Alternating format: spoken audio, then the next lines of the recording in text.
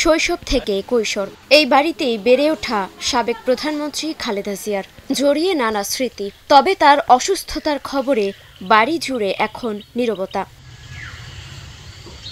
বাড়ির সামনেই এই নিম গাছটি নিজ হাতে রোপণ করেছেন বিএনপি চেয়ারপারসন। পছন্দ করতেন বাড়ির দিঘির মাছ। সবশেষ 2008 সালে পৈতৃক ভিটা এসেছিলেন খালেদা জিয়া।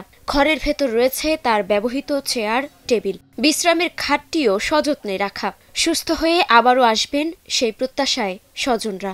প্রতিটি ফুলগাজীর আনাচে কানাচে ফেনীর উত্তরাঞ্চলের প্রতিটি রাস্তা, পল, কালভার্ট ওনার স্মৃতি বহন করে। এই হৃদয়ে বারাক্রান্ত হৃদয়ে আমরা এটাই বলতে চাই যে উনি যে উন্নয়নের কর্ণধার ছিলেন, শুধু তাই নয়, তিনি বাংলাদেশের মানুষের জন্য একটা শান্তির প্রতীক হিসাবে ছিলেন। আমরা তো ওনার আশায় ছিলাম। এখন মহান আল্লাহ রাব্বুল আলামিন যেন আমাদেরকে আবার উনি আমাদের এলাকায় আসে সেই তৌফিক দেন, সেই দীর্ঘায়ু দান করেন, সুস্থতা দান করেন। এই আশা আমরা দেশবাসীর কাছে এই দোয়া কামনা করতেছি। খালেদা জিয়ার অসুস্থতার খবরে উদ্বিগ্ন ফুলগাজীর শ্রীপুর গ্রামের মানুষ। পৈতৃক বাড়িসহ মসজিদ, মাদ্রাসায় নিয়মিত চলছে দোয়ার আয়োজন। দ্রুত সুস্থ কামনা করছেন প্রতিবেশীরা।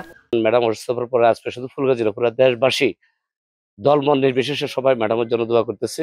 একজন প্রধানমন্ত্রী যে এত নর্মাল বা এত সিম্পল জীবনযাপন করতে পারেন, সেটা দেখে সবাই অবাক হয়ে যায় এবং কি সবাই ওনার জন্য এই জায়গা থেকে ভালোবাসাটা আরো বেড়ে যাওয়ার। উনি সাধারণ মানুষের মতন চলতে পছন্দ করতেন।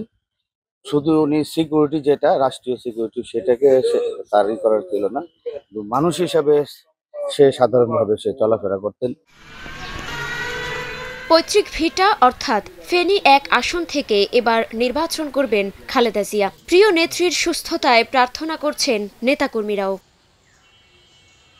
Desk report, star news.